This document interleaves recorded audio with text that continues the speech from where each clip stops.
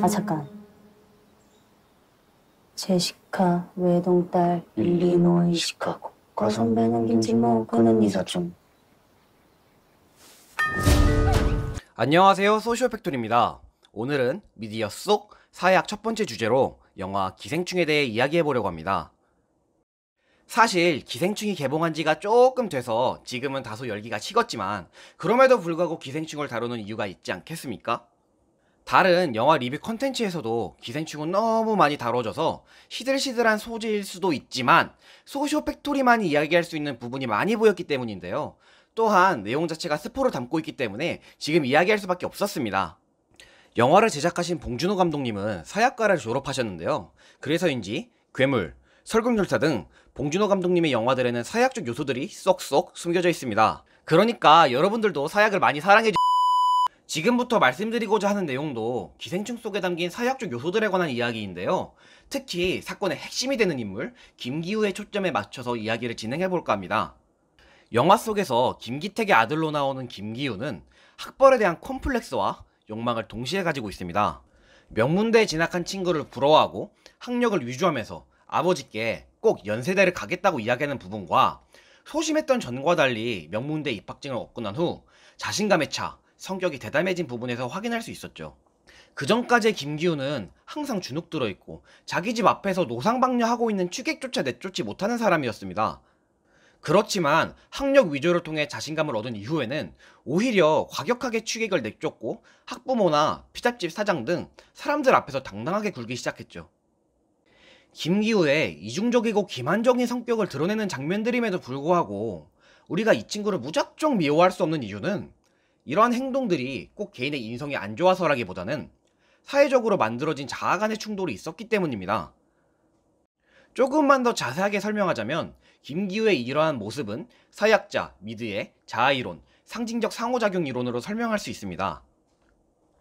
미드는 자아란 개인의 특성에 의해서 만들어지는 것이 아니라 주변 사람들, 즉 사회가 그 사람을 어떻게 생각하는지에 의해서 결정된다고 설명합니다. 흔히 거울자아라고 부르는데요. 예를 들어 제가 실제로 어떻게 생겼든지 간에 주변 사람들이 계속 저를 잘생겼다 라고 이야기하면 저는 실제로 저를 잘생긴 사람으로 생각하고 사회적으로 그에 걸맞다고 생각되는 행동들, 흔히 잘생긴 사람들이 할 만한 말, 행동들을 하게 됩니다.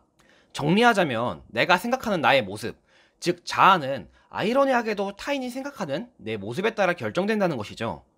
기우의 행동이 달라진 이유는 타인이 이제 자신을 다르게 볼 것이라고 그가 생각했기 때문입니다. 미드의 자아이론은 미에나이 등 깊이 들어가면 더 재밌는 스토리가 있지만 이에 대해서는 사회학자 스토리 미드쿨리 편에서 자세히 다루도록 하겠습니다.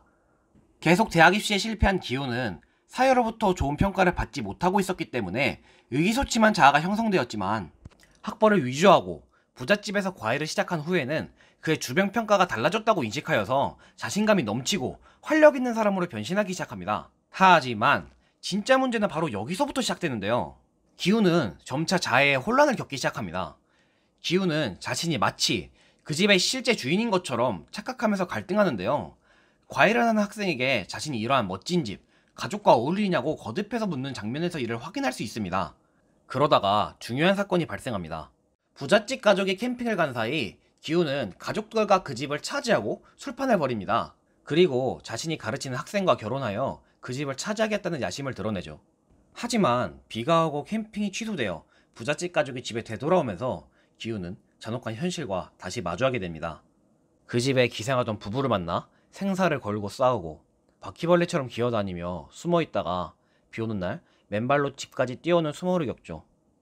그렇게 현타가 오던 와중에 부잣집 파티를 보고 다시 한번 큰 충격을 받습니다. 급하게 손님을 부르고 준비한 파티인데도 다들 너무도 여유가 넘치고 멋있어 보였기 때문이죠. 기우는 여기서 넘을 수 없는 큰 벽이 있음을 느끼고 자신은 이들과 확연히 다르다는 것을 깨닫게 됩니다. 사회적으로 형성되는 자아에 너무 집착한 나머지 본인의 모습을 망각하고 두 자아 사이에서의 갈등이 최고로 치닫게 되는 것이죠. 기우의 사회적 자아에 대한 집착은 극중에 등장하는 돌, 즉 수석으로 상징되어 표현되는데요. 명문대에 다니는 부잣집 친구로부터 선물 받은 수석은 어떻게 보면 기우 어머니 말처럼 기우 가족에게는 먹을 것만도 못한 쓸모없는 물건입니다. 그저 돌멩이일 뿐인 거죠. 하지만 기우는 이 수석을 끌어안고 소중히 여기죠. 수석은 마치 학벌이나 사회적 지위 같은 것입니다.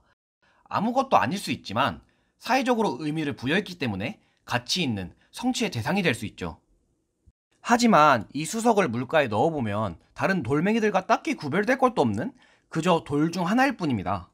결국 의미부여, 즉 생각이 문제였던 것이죠. 기훈은 사회적 허상에 너무 집착한 나머지 그의 발목 잡혀 비극적인 최후를 맞이합니다. 수석의 머리를 맞아 쓰러지는 장면이 그것을 상징적으로 드러내고 있죠.